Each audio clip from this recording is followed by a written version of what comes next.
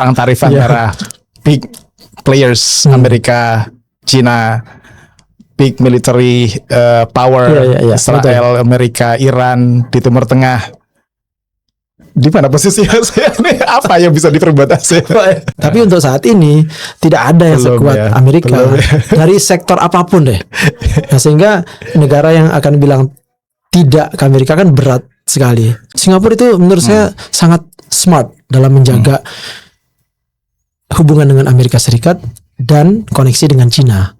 Nah, Indonesia saya kira mampu melakukan itu dan harus melakukan itu. Jadi tidak boleh salah satu. Kenapa? Data menunjukkan hal itu.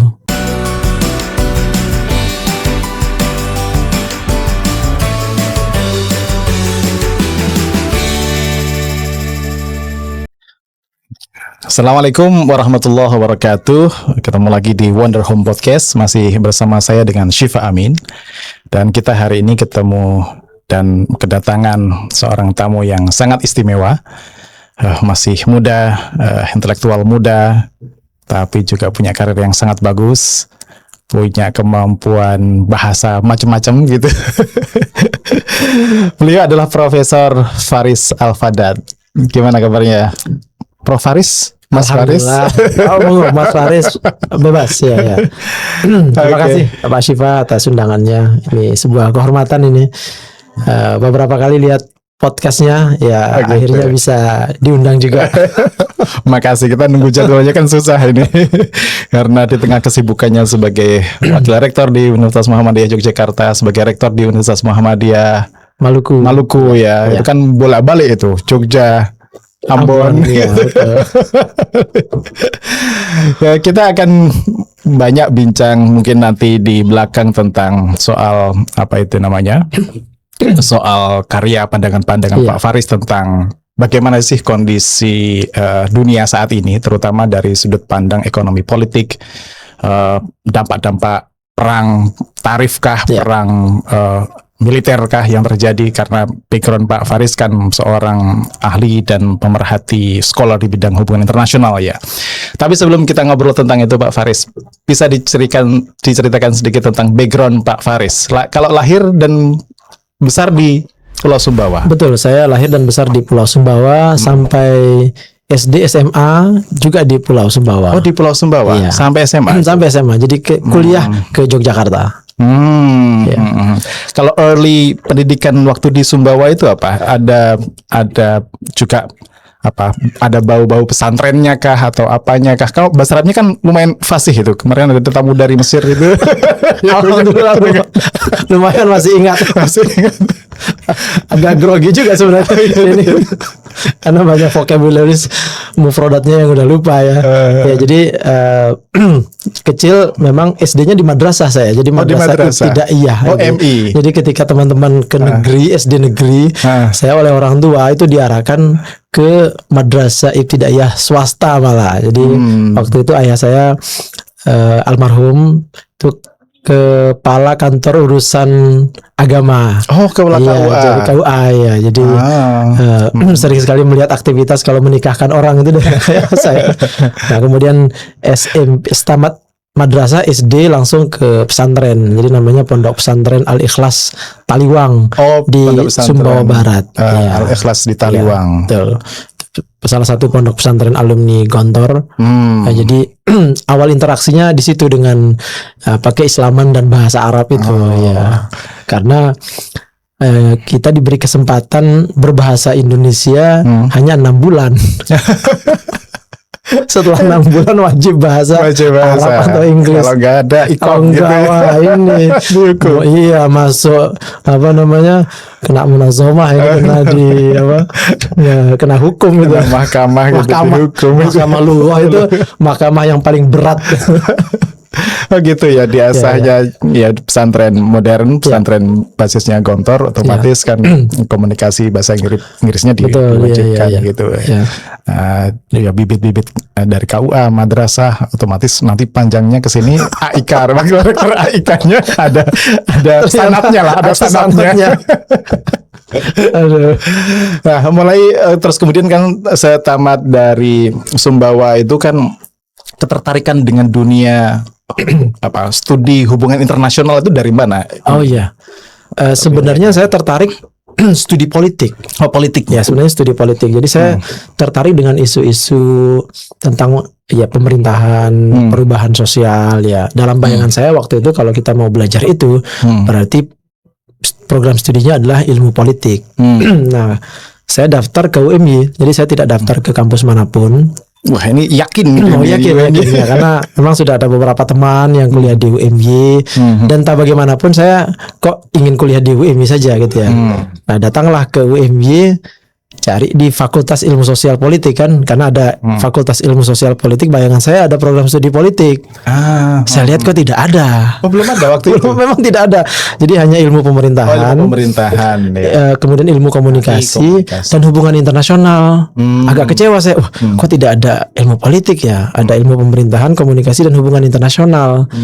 Nah, ini apa ini hubungan internasional? Kok kayaknya menarik. Masuk ini saja. Jadi begitu ya. Ternyata tidak menyesal. Jadi justru bersyukur karena ternyata belajar hubungan internasional itu belajar politik, tapi politik antar bangsa. Okay. Jadi tetap merasa senang gitu ya. Masih di lingkup politik ya. Tapi betul. Let's say ilmu politiknya pun lah gitu.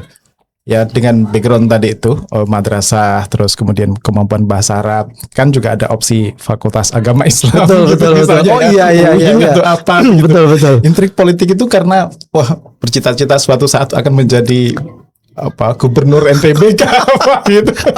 Baik.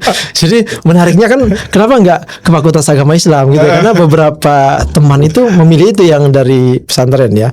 Oke. Saya waktu itu ayah saya sudah bekerja di Kementerian Agama gitu ya. Kemudian saya sudah di pondok pesantren. Wah, kayaknya mau sesuatu yang fresh ya, yang baru begitu ya. Yang mungkin agama saya tetap tertarik, tetapi karena mungkin pengen nyoba yang baru, kepikiran politik, dan memang tidak kepikiran ingin terjun ke politik ataupun jadi gubernur, tidak. Jadi memang ingin menjadi ilmuwan, ingin mengajar gitu ya. Karena ibu saya guru SD, guru agama Islam SD. Agama Islam yang pondasi agama Islamnya sudah kuat lah gitu. Jadi menurut saya kayaknya tertarik ingin mengajarnya atau meneliti lah gitu. I see. Dunia politik sebagai pengajar meneliti. Betul. Karena menanamkan paling tidak kan etos keilmuannya itu ditanamkan oleh orang tua juga ya. Gitu. Jadi memang saya tidak tertarik ingin bekerja di sektor apapun. Jadi memang tertariknya itu ingin meneliti dan mengajar gitu. Udah itu saja. Terus setelah nyemplung di dunia HI ya, hubungan internasional, apa yang ditemukan oleh Mas Faris sebagai sesuatu yang ini fascinating ini untuk dieksplor lebih lanjut nih? Sebenarnya yang membuat saya tertarik itu adalah ketika aktif di organisasi mahasiswa ya. Jadi ketika kuliah, materi-materi kuliah itu belum membuat saya engage betul dengan dunia ya. Karena waktu itu mungkin belajar tentang negara dan lain-lain, dan itu penting dan bagus gitu. Tetapi ketika aktif di organisasi mahasiswa, ada satu forum kita itu buat namanya Madrasah Intelektual Muhammadiyah. Oh, Madrasah Intelektual Muhammadiyah. Iya, namanya MIM. Iya. Nah, itu biasanya tempatnya tuh di PDM kota yang diurusi oleh teman-teman di MM. Nah, di situ kita mengkaji. Jadi setiap minggu itu ada kajian sosiologi. Jadi kajian pemikir. Jadi pikiran-pikiran tokoh-tokoh sosiologi itu kan sebenarnya rumpun dari ilmu politik ya. Ilmu sosial politik itu kan rumpunnya di situ. Kita belajar Emil Durkheim, kita belajar Karl Marx, kita belajar Max Weber, kita belajar Anthony Giddens, sesuatu yang itu di HI belum diperkenalkan, tapi kita belajar itu jadi fondasi ilmu babonnya kan di situ. Menurut saya, jadi mudah memahami yang terjadi di dunia karena mereka. Bahkan kita belajar Arnold Toynbee gitu Ibnu Khaldun di situ gitu. Jadi meskipun belajarnya nggak sangat mendalam ya, biasalah mahasiswa S1 kan kalau terlalu mendalam ya agak berat gitu. Tapi itu membuka ruang untuk berpikir gitu. Nah, setelah itu jadi lebih menarik nih belajar HI-nya.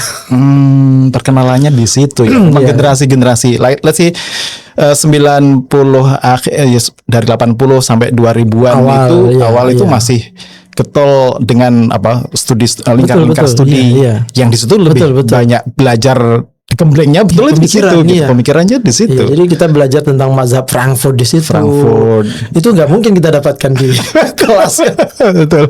Ya saya sastra Arab dulu ya. Itu belajar tentang Dork Elementary Forms of Religious. iya, betul. Terus Weber Protestant Ethics Nah. itu ya di forum-forum kecil kayak gitu. Karena itu fondasi kan. Fondasi, Iya. fondasi. Makanya saya bersyukur sekali tuh ada ruang untuk itu dan mentor-mentornya. Siapa mentor waktu di Muhammadiyah yang saat Ya, itu? kalau itu sih teman-teman ini ya, teman-teman senior ya. Ada Kang Abi, ada Mas Musa, ya teman-teman sezaman juga Mas Zain yang sekarang jadi dosen itu UMY. sekelas itu waktu itu. Oh, gitu ya. Oke. Kita belajar belajar. Tapi Mas Abi, Mas Abdullah Sumerhadi itu juga banyak memperkenalkan karena waktu itu dia sedang S3 di UGM di sosiologi. Nah, waktu itu kan anak-anak muda yang S3 itu kok kayaknya jarang dan kita look up to ya, jadi melihat itu sebagai sesuatu capaian yang luar biasa. Dan kebetulan juga kajiannya kan tokoh-tokoh. Dan kebetulan juga kita minta beberapa senior-senior juga kayak Mas Nurwanto itu ngisi juga tentang apa waktu itu. Kalau tidak salah kita minta mengisi Mas Nurwanto itu tokoh pembebasan pendidikan itu. Follow fair. Kita memang yang kajinya yang gitu. Jadi Iya, biar memudahkan untuk melihat ilmu ketika spesifik itu mudah gitu ya. Apalagi waktu itu pas sosiologi lagi tumbuh. Waktu itu Pak Ketum ya, Pak Prof. Haidar Nasir kan juga concern menulis tentang apa latar belakang beliau kan sosiologi. Jadi kita waktu itu ingin juga mengundang beliau tapi karena jadwal yang nggak pas akhirnya belum sempat mengisi kami gitu ya. Jadi tokoh-tokoh itu yang kemudian mengisi gitu ya ketertarikan dalam ilmu masing-masing ya. Kami ada yang HI, ada yang mungkin waktu itu ada yang manajemen, ada jadi bervariasi lah. Jadi pesertanya. Interdisipliner Betul, lah.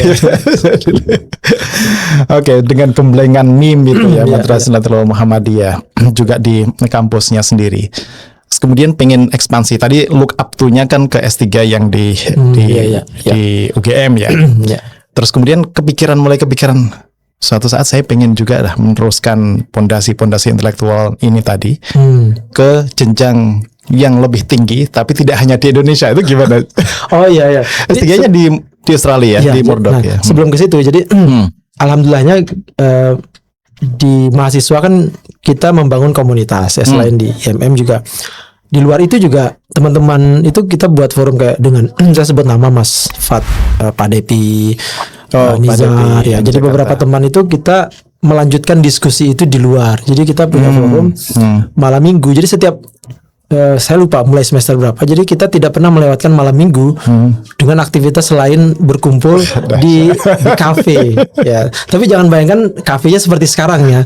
Zaman itu belum ada kafe seperti sekarang. Jadi mungkin hanya ada 1-2 warung kopi lah ya. Nah, kita itu cari wifi.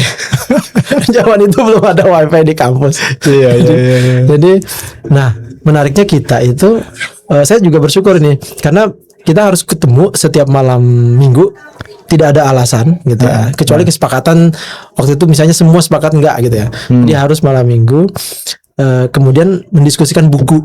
Oh, diskusi buku. Jadi harus kita misalnya nih ada buku baru, ada satu orang ini saya ketemu buku ini, yuk untuk sesi berikutnya kita diskusi buku ini. Minggu depan buku ini, minggu depan buku ini, minggu depan buku ini, Jadi setiap malam minggu kita diskusi satu buku. Dahsyat. Nah, itu jadi ini ternyata kalau diingat-ingat keren juga ya. Keren. Zaman itu padahal lagi culun-culun semua. Iya kan masa formatifnya kan di situ itu. Iya, exchange ideas, terus kemudian baca buku bareng, debat jadi bareng. Tertarik nulis buku itu di situ.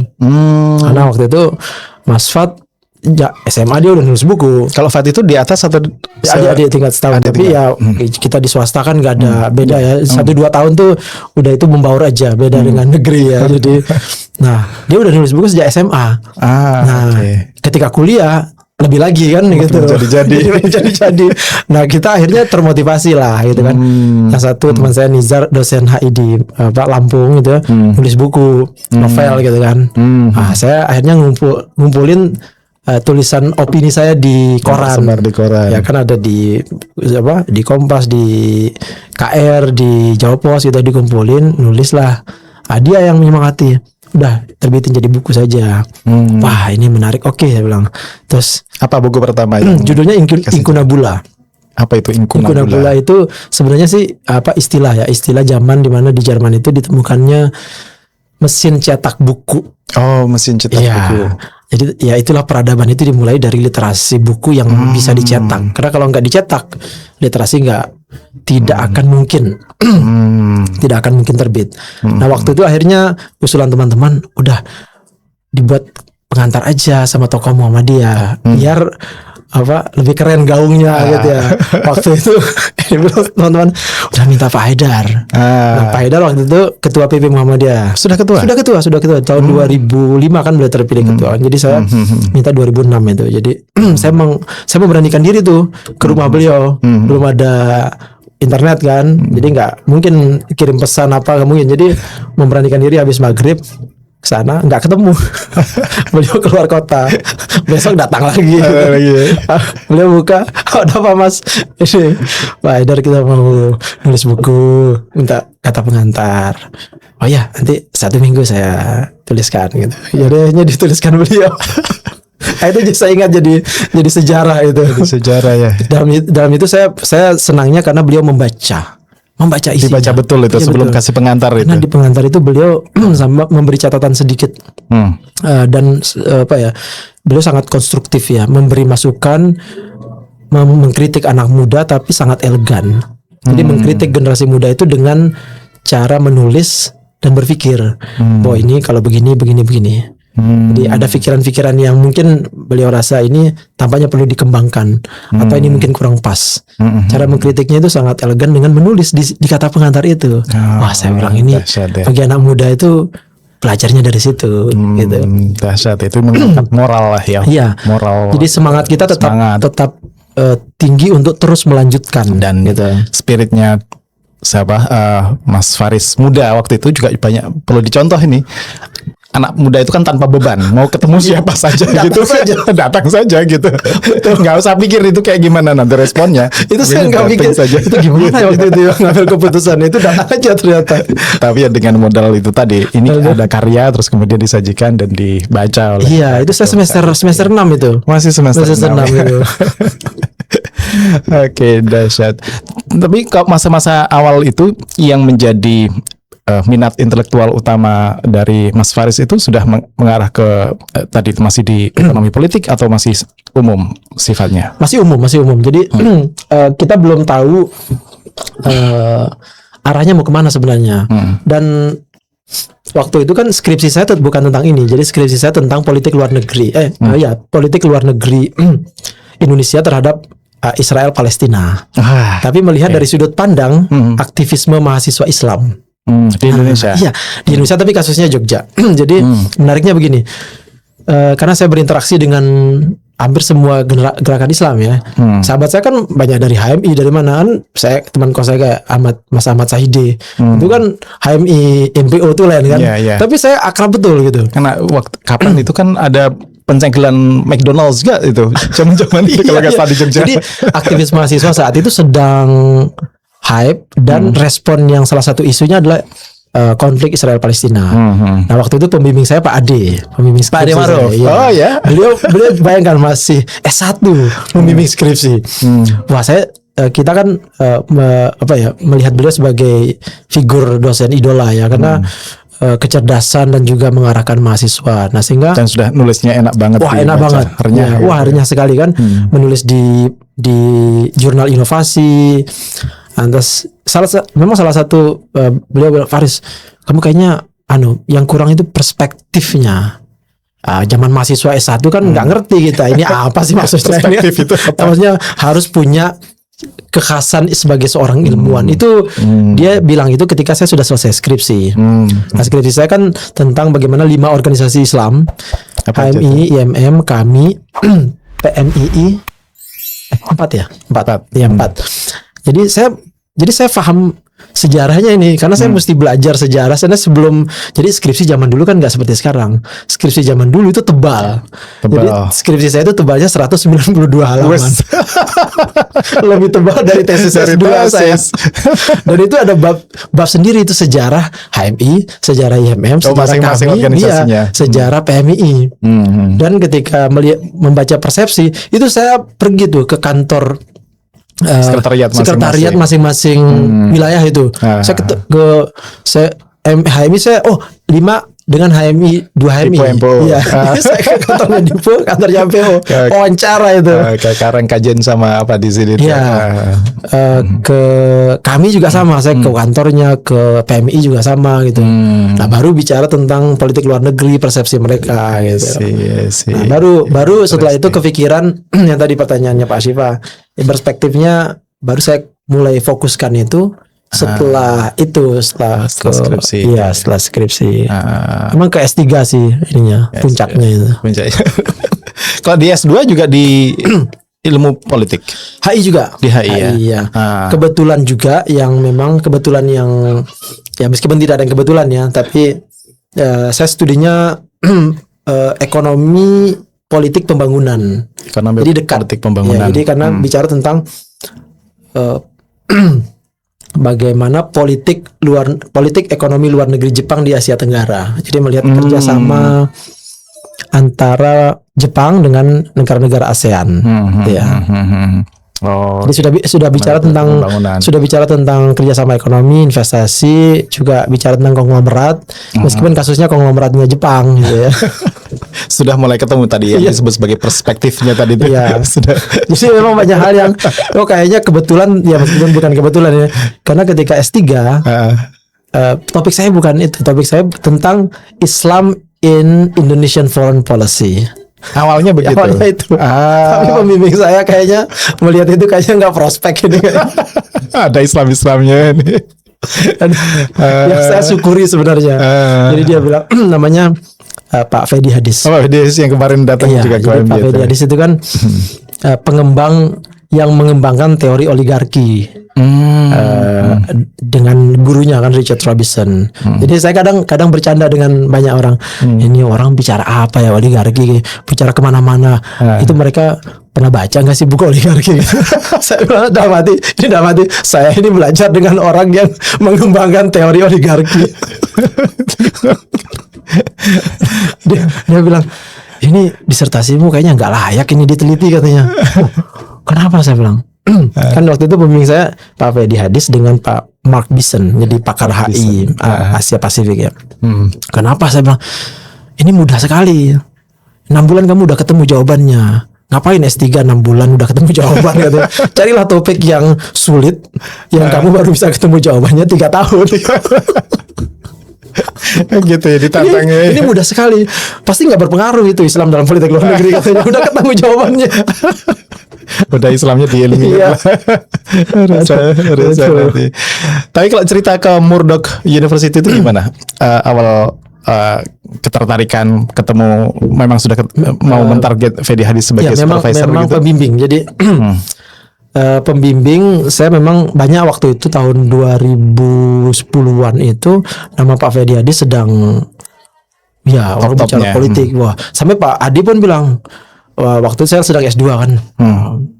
Chris katanya Pak Ade, ini ada ilmuwan Indonesia di Singapura, ini keren sekali katanya, namanya Fedi Hadis. Wah, itu baru kemudian saya ingatkan setelah beliau pindah lagi ke Australia.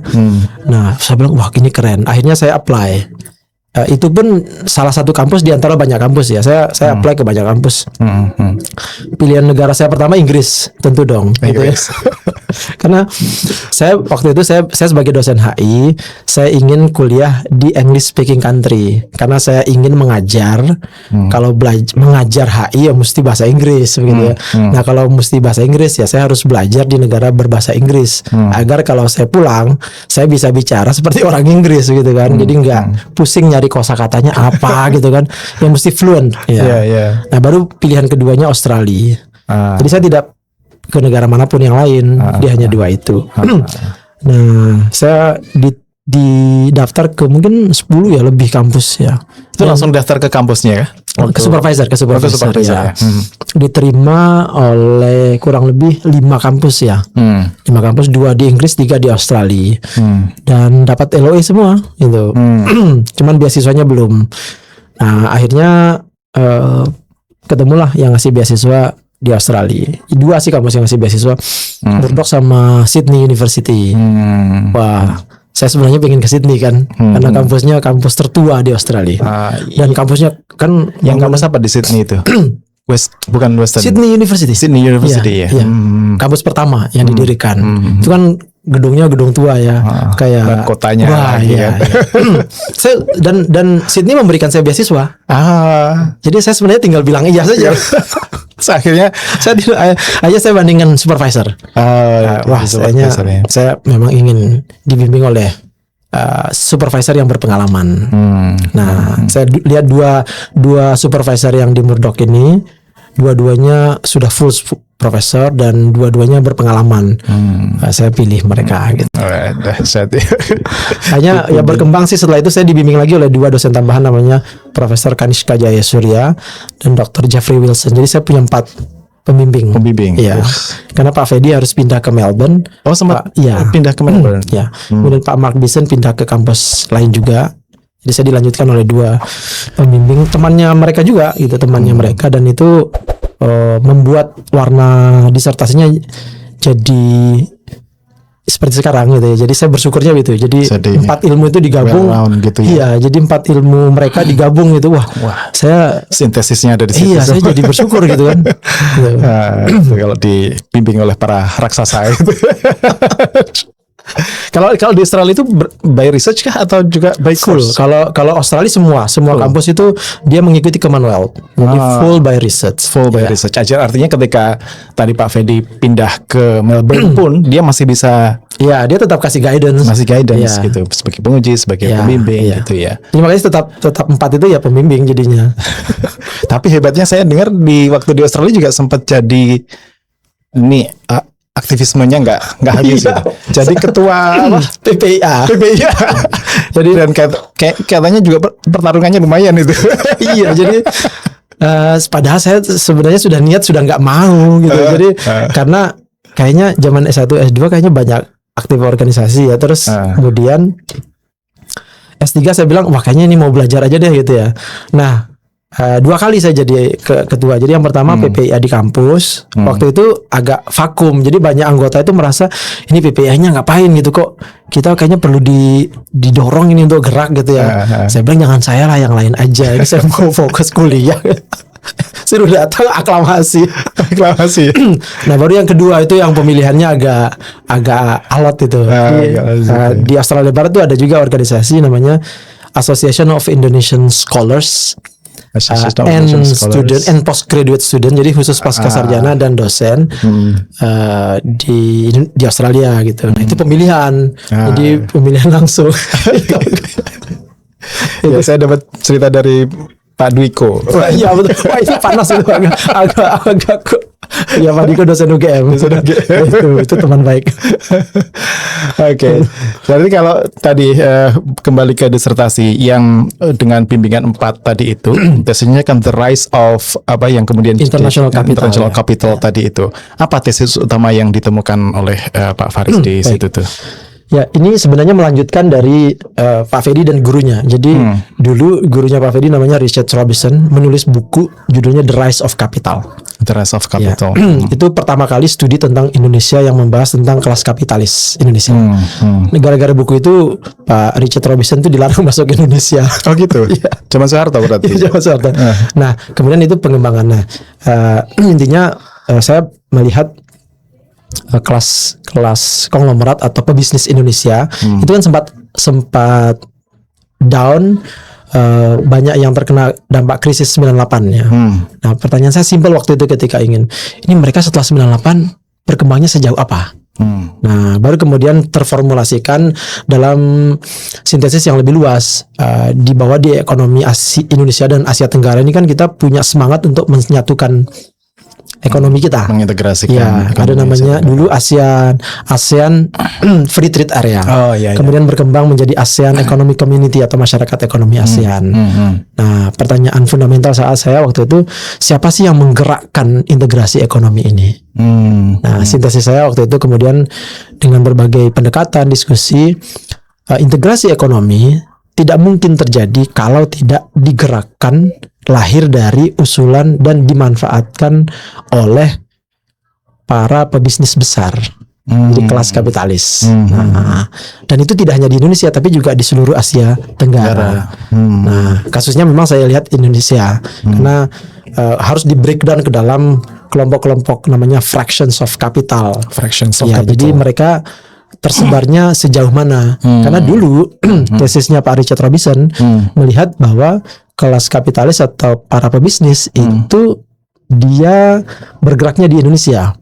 Dia mengakses pasar domestik, memanfaatkan kebijakan, kemudian juga memproteksi pasar. Dia nggak mau Indonesia terbuka ekonominya. Kenapa? Kalau ekonomi terbuka, nanti akan terganggu. Luar datang mengakses pasar oleh modal dari luar untuk. Nah, sekarang kok tiba-tiba ingin integrasi pasar, berarti ada perubahan di struktur di dalam negeri. Nah, gitu. Menarik. Karena kalau mereka tidak berubah, pasti mereka nggak mau, karena ingin memproteksi. Nah, tetapi karena sudah ada akses yang lebih luas ke pasar internasional, maka ini bertemu nih. Karena itu sekarang kita melihat perusahaan-perusahaan Indonesia sudah ekspansi ke luar negeri. Salah satu yang jadi case studinya kan grup Salim ya. Kalau zaman Soeharto itu kan gambaran para aktivis 98 ya. Semuanya kan mengerucutnya pada konglomerasi grup Salim. Betul. Dan yang memproteksi dan segala macamnya tadi itu. Terus nasibnya gimana? Atau nasibnya atau to what extent itu integrasinya tadi itu apa yang memotivasi integrasi pasar ASEAN, terus kemudian pencapaiannya sejauh mana hasil studi Mas Aris itu? Kalau kita lihat ini juga terjadi di beberapa kelompok bisnis ya, kelompok bisnis yang lain, tapi memang core-nya waktu itu karena pemerintahan Soeharto kan sangat dekat dengan kelompok Salim, dan ini ditulis dalam banyak referensi, tidak hanya buku saya tetapi juga ada bahkan satu biografi yang ditulis oleh akademisi Singapura, itu tebal sekali, hanya bicara tentang pendiri Lim Swee Leong, Pak Sudono Salim gitu ya. Bahkan dalam buku itu menarik karena nama Sudono Salim, nama Pak Lim Swee Leong itu diberikan oleh Pak Soeharto. Nah, nama Pak Soeharto itu kan dari bahasa Jawa kan, Su dan harta. Oh gitu. Dan itu ada di buku itu. Iya, ada di buku itu. Kemudian beliau juga memberikan nama ke Pak Lim Swee Leong, Sudono Salim. Bahasa Jawa juga Su dan Dana. Ya, gitu sama lah. Betul. Jadi itu menunjukkan kedekatan. Ya, jadi kedekatan itu. Nah, karena itu ketika terjadi krisis itu kan orang melampiaskan kemarahan kepada banyak sekali para pebisnis beretnis Tionghoa saat itu. Nah, kemudian di antara mereka kan harus hengkang. Nah, mungkin faktor itu yang menurut saya akhirnya kelompok Salim berpikir untuk tidak hanya bergantung pada pasar domestik. Ya. Meskipun sebelumnya sudah terjadi ekspansi ya, tetapi lebih agresifnya setelah krisis. Jadi mulai mengakuisisi beberapa perusahaan. Bahkan sekarang yang paling dominan itu di Filipina. Di Filipina ya. Jadi kalau sebelum krisis persentase 70% itu dari pasar domestik Indonesia, 30 dari luar negeri. Nah, sekarang berbalik. 60% lebih itu dari pasar Filipina. Gitu ya. Karena perusahaannya kan induknya di Hong Kong, namanya First Pacific. Itu membawahi beberapa anak perusahaan. Nah, sekarang perusahaan telekomunikasi terbesar, tadi saya baru ngajar tuh di kelas HI S2, ada dari Filipina. Kebetulan topik hari ini bicaranya tentang big corporation. Big corporation. Okay. Saya tanya kan, you from the Philippines? Yes. Do you familiar with PLDT? Saya bilang, one of the largest telecommunication company. Ya, dia bilang ini perusahaan seperti Telkom di Indonesia. Itu yang punya Indonesian owned. Ya, Indonesian owned. Salim Group. Nah, karena setelah itu kan jadi ekspansi ke luar negeri dan mengakses pasar, sehingga sekarang salah satu ciri khas dari pengusaha, terutama kelompok bisnis ya, pebisnis yang besar Indonesia adalah melakukan internasionalisasi. Ciri khasnya apa kalau internasionalisasi itu? Dia akan melakukan akuisisi. Jadi membeli secara majority perusahaan di luar menjadi milik mereka. Atau joint venture.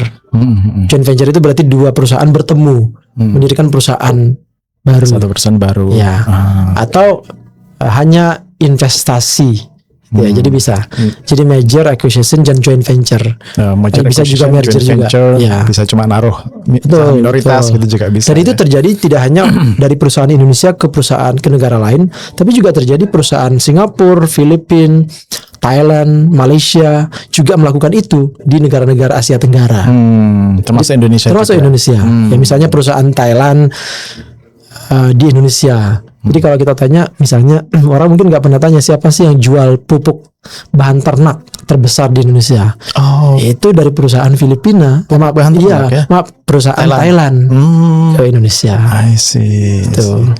Oke, kalau dari sudut pandang ekonomi, dari sudut pandang konglomerat oligark kapitalis tadi itu kan memang memperluas pasar, mengakumulasi modal dan segala macam. Kalau dari sisi politiknya, kira-kira benefit apa sih dengan terintegrasinya ASEAN secara ekonomi tadi itu? Ada benefit politiknya saja atau semata-mata ini tadi memperbesar kapital itu tadi? Kalau dari sudut pandang siapa dulu? Kalau dari sudut pandang para pelaku bisnis, maka itu akan memperluas akses pasar. Nah, yang paling penting dari aktivitas ekonomi itu kan harus adanya pasar. Nah, kita kalau digabung pasar ASEAN itu luar biasa besar. Kita kurang lebih 700 juta jiwa. Nah, sehingga apa? Juta, ya. Ketika pasar ada, maka proses produksi itu bisa diperkirakan skalanya. Nah, kenapa kemudian waktu itu Cina bukan tiba-tiba ya, tapi tampak secara cepat naik ekonominya? Itu triggernya satu. Karena dia bisa mengakses pasar global yang sebelumnya Cina tidak bisa akses. Karena adanya rezim perdagangan dunia WTO itu kan membuat perdagangan dunia itu dalam satu kelompok dunia. Nah, siapa yang mau gabung? Cina nggak mau gabung waktu itu. Karena tidak mau gabung, maka dia di luar. Dia nggak bisa mengakses ini pasar. Kalaupun mengakses, maka cost-nya besar. Nah, tahun 2001 dia gabung. Setelah gabung, dia bisa mengakses begitu luas pasar. Nah, dia produknya udah bisa diperkirakan begitu banyaknya. Nah, kita juga sama. Ketika integrasi pasar itu terjadi, maka produk-produk di dalam ASEAN itu bisa mobile. Karena itu sekarang manfaatnya secara multilateral ya, regional maaf. Kalau kita tanya siapa sih mitra dagang yang paling penting bagi Indonesia, maka jawabannya ada 3.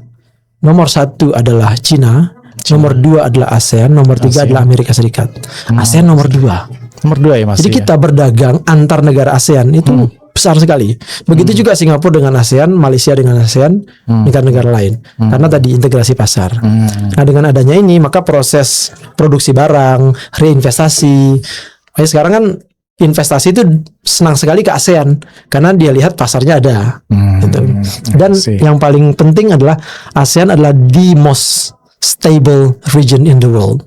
The most stable and region peaceful in the world. Ya. Politically, militarily. Yes. Tidak ada kawasan yang sedamai, senyaman ASEAN. Kita bisa sebut. Oke, tapi let's say misalnya paling stable, paling aman, paling harmoni gitu, paling cool, calm, and confident gitu, harga. Tapi ketika ada urusan-urusan yang skalanya dunia, bukan hanya ASEAN gitu. Negara-negara ASEAN kok kayak nggak punya suara, nggak punya macam leverage gitu untuk bicara. Let's say sekarang misalnya soal perang tarif antara big players Amerika, China, big military power, Israel, Amerika, Iran di Timur Tengah. Di mana posisi ASEAN nih? Apa yang bisa diperbuat ASEAN? Aduh, ini saya mungkin nggak bisa memberikan jawaban 100% ya, karena saya harus akui saya tidak sebagai expert di bidang ASEAN sebagai as an organization ya, tapi mungkin sebagai isu perdagangan, investasi, I can say something gitu. Nah, kalau kita melihat karakter sih sebenarnya karakter dari organisasi ini memang didirikan itu dia bukan sebagai organisasi yang kuat sebagai organisasi yang punya political power seperti Uni Eropa misalnya, ya. Dan sehingga tidak ada kolektif kolegial yang membuat satu suara politik di ASEAN itu tidak bisa. Jadi dia memang ada nuansa ketimuran yang khas. Jadi musyawarah. Nanti kalau ingin membuat statement ya sendiri-sendiri gitu ya. Oke. Nah, jadi ya diserahkan ke negara masing-masing. Tapi kalau sudah urusan internal ya bareng-bareng, harus kolektif, harus sepakat. Nggak boleh ada yang saling ikut campur. Jadi saling menghormati gitu. Jadi ada nuansa Indonesianya juga. Kesungkanan. Jadi musyawarah gitu ya. gitu. Bahkan ada kesempatan tidak boleh mengintervensi negara lain. Makanya kita nggak akan bisa perang itu, dan nggak akan mungkin, dan bagusnya itu karena kita menghormati penyelesaian persoalan di dalam negara masing-masing. Nah, mungkin yang itu misalnya konflik antara Kamboja Thailand gitu. Iya, itu dimungkinkan juga untuk dalam batas tertentu. Jadi saya. tidak mungkin akan sebesar intervensi, misalnya intervensi militer. Dia pasti akan ada dialog. Jadi ASEAN itu memfasilitasi. Negara lain juga akan ikut mendiskusikan tanpa semacam menyakiti perasaan pemerintah di negara tersebut. Negara mitranya. Nah, barangkali ya, saya tidak bisa menjamin bahwa pendapat saya benar. Barangkali itu yang membuat karakter ASEAN di internasional ketika terjadi kasus-kasus yang sangat sensitif atau perang. Tapi kalau dalam perdagangan dia akan bisa satu suara, gitu. Dalam perdagangan, dalam hal-hal yang memang tidak secara politik itu akan mengganggu stabilitas. Karena ketika mengeluarkan statement politik yang ketika akan memihak, boleh jadi pandangannya adalah akan mengganggu stabilitas di Asia Tenggara sendiri. Gitu. Ya. Oke, kalau dari sisi ininya, let's say secara politik, secara satu suara gitu kan agak susah. Bisa diminum meskipun nggak nyponsori, mudah-mudahan suatu saat nyponsori ini.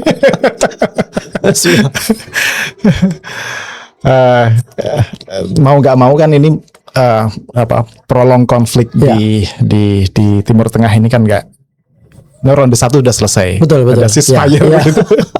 Naga-naganya akan ada ronde-ronde berikutnya begitu. Terdampaknya di sisi mana? Mungkin negara-negara ASEAN secara umum atau Indonesia gitu. Apa dampak yang paling terasa tuh? Tidak hanya ASEAN sebenarnya, tetapi memang seluruh dunia, dan sudah banyak pengamat ekonomi politik yang memprediksi bahwa ini kalau akan terus berlanjut maka akan terjadi stagnasi dan ke resesi ekonomi. Nah, ini tentu dampaknya akan besar sekali bagi kita di Asia Tenggara dulu. Nah, secara umum dulu bahwa ekonomi dunia kan diprediksi di tahun 2026 ini tumbuh ya di atas ya 2,7 sampai 3, sekian 3,3 begitu ya. Nah, ini dalam situasi yang normal. Nah, kalau tidak normal seperti ini maka akan terganggu benturan ekonomi. Kalau singkat maka bisa recovery cepat. Tetapi kalau ini panjang maka stagnasi ekonomi itu akan terjadi. Artinya pertumbuhan ekonomi yang tadi diprediksi itu bisa lebih lambat dari yang sudah dibayangkan. Nah, di Indonesia dan Asia Tenggara juga sama. Kenapa? Karena kita integrasi, pertama ya, faktor integrasi ke ekonomi global. Salah satunya adalah kita tidak mungkin mengandalkan produksi itu dari satu negara sendiri atau Asia Tenggara juga, tapi juga dari negara-negara yang lain. Nah, kasusnya dengan perang ini adalah engine dari produksi, yaitu minyak. Nah, ada dua aspek yang sangat penting. Yang pertama, terganggunya suplai minyak dunia, di mana sebagian besar negara-negara Asia Tenggara itu ya beli minyak, termasuk Indonesia. Mungkin sekarang kita belum terasa, tapi semakin langka distribusi minyak global, maka akan semakin terasa di dalam negeri. Kita kan produksi minyaknya 600 sampai 700 ribu barel per hari. Sementara kita konsumsi 1 juta barel per hari. Jadi kita sebenarnya ada defisit yang harus dibeli di pasar global. Nah, sekarang pertanyaannya di mana kita membeli? Kan banyak sumbernya tuh. Termasuk kita beli dari Singapura. Karena Singapura tidak produksi. Negara yang ya kan dia beli dari mana-mana gitu. Nah, tapi kemampuan produksi minyak global itu kan juga bergantung dari banyak negara. Nah, kalau digabung negara-negara Arab yang ada di sekitaran Iran itu kan hampir 50% dari minyak dunia. Semuanya, ya. Nah, bayangkan kalau ini tersendat distribusinya, ini akan terganggu nih secara global. Ya, jadi bukan hanya minyak tapi produksi-produksi yang lain. Ya, LNG. Betul. Terus kemudian. Nah, yang menarik adalah yang kedua, bahwa sekarang dengan terganggunya distribusi minyak dan produksi beberapa hal, orang mulai berpikir tentang investasi di sektor yang lain. Karena dia nggak menjamin apakah ekonomi kita akan bagus kalau kita investasi misalnya let's say di bidang teknologi, AI dan lain-lain. Kalau ekonomi kita tidak bagus, ekosistemnya tidak bagus, maka ini akan berdampak. Orang akan berpikir ulang untuk investasi besar di sektor ini. Maka akan terjadi pelambatan di banyak sektor. Di banyak sektor. Gitu, ya. Kalau alternatifnya misalnya itu tadi, let's say dalam kondisi yang worst case-nya memang ini agak memanjang, proses apa itu namanya supply-nya akan berkurang. Apa yang bisa dilakukan oleh negara di luar produsen minyak itu tadi? Apa kira-kira yang bisa Saya kira tetap pada semangat multilateralisme gitu ya. Jadi bagaimana mendorong negara-negara yang ada di dunia itu adalah ya persoalan dunia ini harus kita selesaikan bersama-sama dengan cara bicara bersama-sama, yaitu multilateral, rule based gitu ya. Dan saya yakin banyak negara yang meyakini itu, negara-negara Uni Eropa, negara-negara lain itu sangat, saya yakin mereka akan sepakat dengan itu. Nah, pertanyaannya kan memang seberapa besar kemampuan kita untuk melakukan itu. Nah, disinilah saya meyakini bahwa Indonesia dengan ASEAN itu harus menggunakan ini untuk mendorong tadi, menyuarakan bahwa ya persoalan multilateral rule base ini harus sama-sama. Ya, yang meskipun tidak mudah tapi harus dilakukan gitu. Ya, itu necessary ya, itu keharusan. Ya, let's say Uni Eropa kan juga banyak menyuarakan suaranya. Ini harus diselesaikan secara multilateral. Inggris, Spanyol, Prancis dan segala macamnya gitu. Saya nggak mau ikut-ikutan kirim militer ke Selat Hormuz, tapi nanti kalau sudah selesai kita lalui jalur diplomasi lah, katakan begitu gitu. Maunya begitu. Saya kira banyak negara yang begitu. Tapi kalau ada satu negara superpower yang maunya unilateral terus, gimana? Ya, saya kira itu memang tantangan. Pressingnya gimana? Pressingnya inilah jawaban yang paling sulit. Saya kira ini memang tantangan yang paling berat gitu, karena there is no other country that more superpower than the US right now. Jadi nggak ada negara yang paling kuat dibanding Amerika untuk saat ini ya. Meskipun Cina dia emerging superpower, jadi superpower yang sedang mendekati kekuatan Amerika Serikat, dan in one point dia akan ke situ. Tapi untuk saat ini tidak ada yang sekuat Amerika dari sektor apapun deh. Nah, sehingga negara yang akan bilang tidak ke Amerika kan berat sekali. Tapi itu kan tidak boleh membuat kita putus asa. Dalam Islam kan Islamnya muncul, ini nggak boleh. Jadi kan Allah bilang kan nggak ada kata putus asa itu. Allah udah bilang kok jangan putus asa. Anda kok putus asa? Coba dulu gitu. Sekuat tenaga sampai mentok begitu. Betul. Nah, saya kira ya dengan hal itu mungkin Indonesia akan menjadi negara yang akan dikenang sebagai negara yang punya stand gitu ya. Meskipun dia tetap menghormati keputusan Amerika Serikat, tapi dia berkomitmen kuat dengan negara-negara lain mengkampanyekan bahwa kita harus menyelesaikan ini dengan rule based multilateral.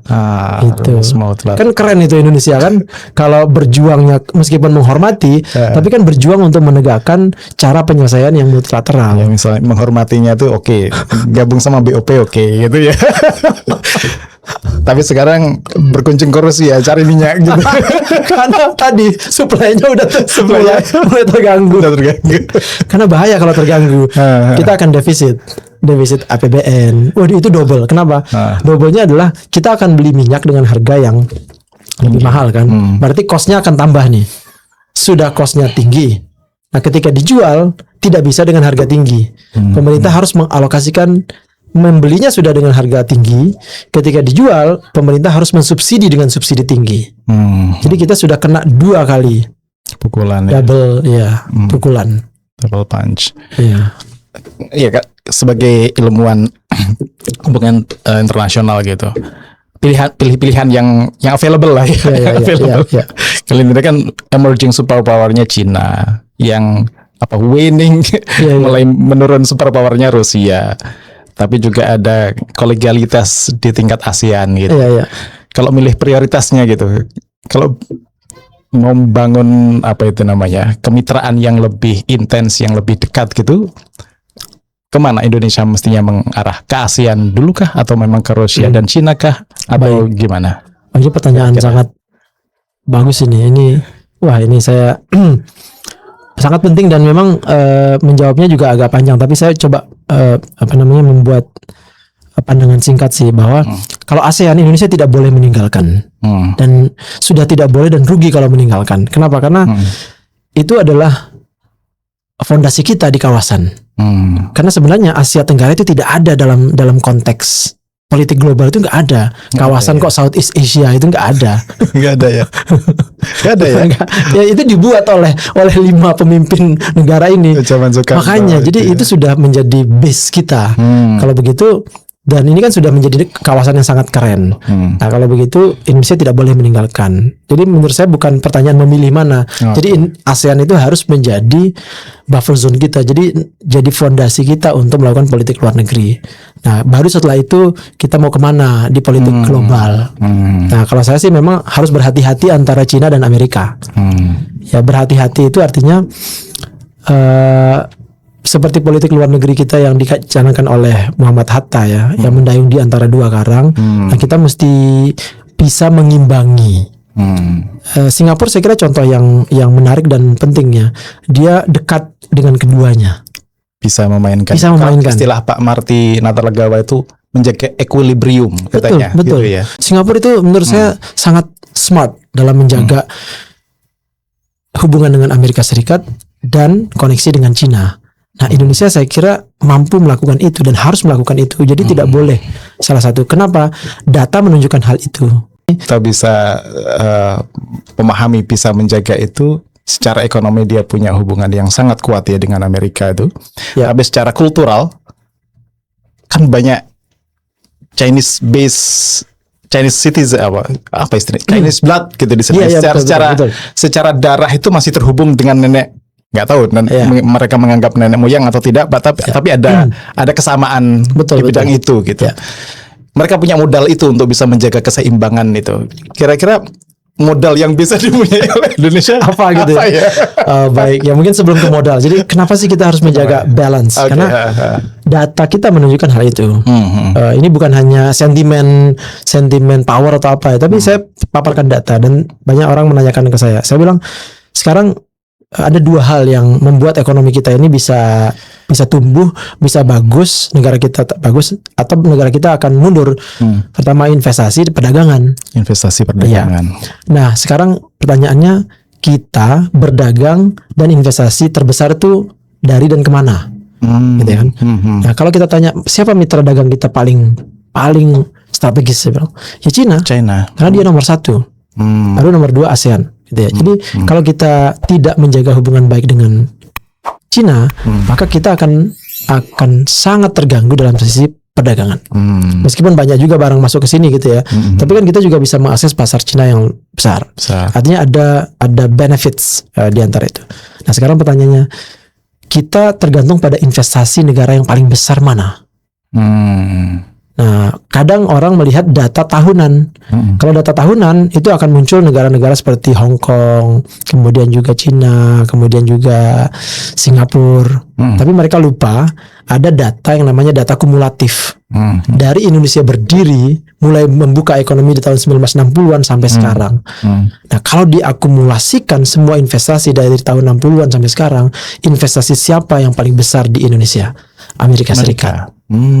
Jadi dengan 2 itu kita nggak bisa ke salah satu. Jadi harus punya skill.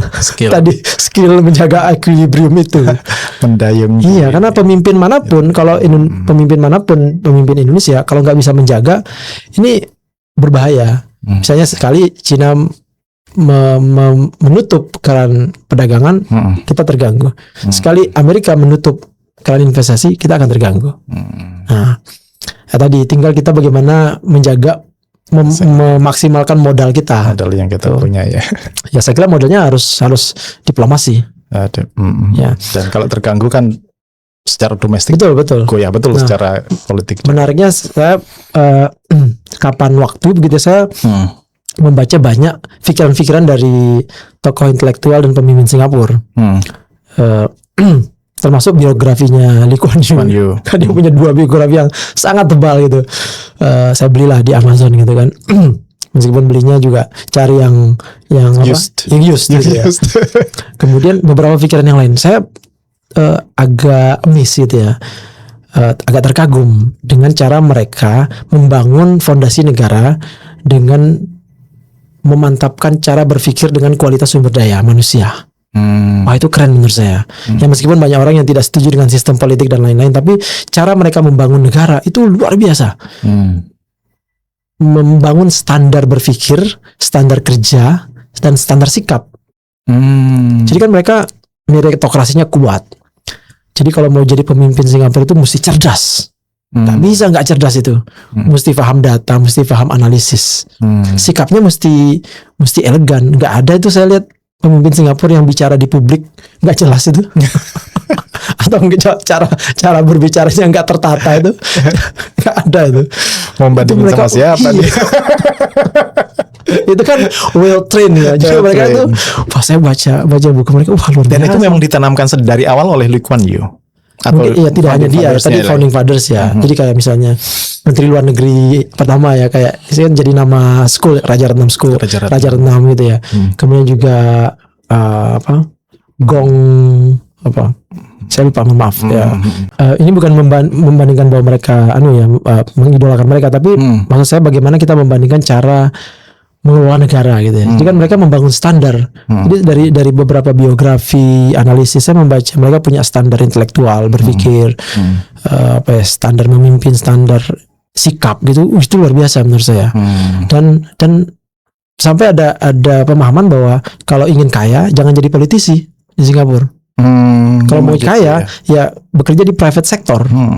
Artinya kan mereka kalau mau jadi politisi itu siap tidak kaya untuk serving the nation. Karena salary-nya sudah fix gitu. Kalau kaya kelihatan nguliknya dari mana. Karena salary-nya kan fix gitu. Oke. Sorry udah banyak kita ngobrol ini tadi. Nanti banyak kita bisa ngobrol hal-hal yang lain lagi. Tapi kalau bisa di wrap up ya dari bacaan perjumpaan intelektual Mas Faris semasa muda, terus kemudian dengan para ilmuwan di luar negeri, juga bacaan tentang tadi konstelasi tatanan dunia baru.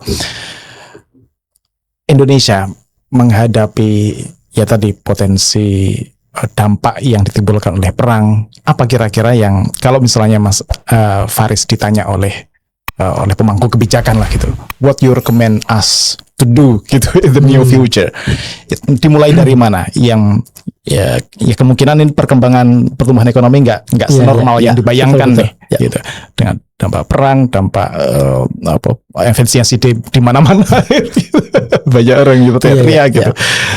What to do? Baik. It's impossible to do everything. Ya, tapi kita tidak boleh meninggalkan sesuatu yang bisa kita lakukan. Ini kan kayak ada gium di Islam ini.